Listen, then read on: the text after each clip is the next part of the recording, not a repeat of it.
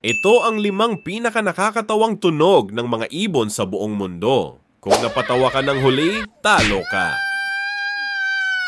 Pero bago yan, magkakaroon ka ng kamanghamanghang swerte bukas kung ilalike at ipo-follow mo ang channel ko sa loob ng 3 segundo.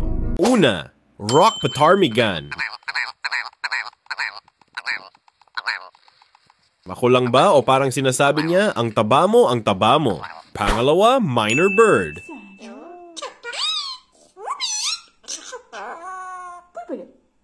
Pangatlo, White Bellbird.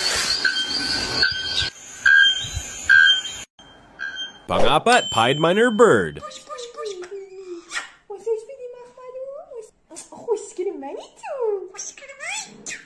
At para sa huli, Parrot.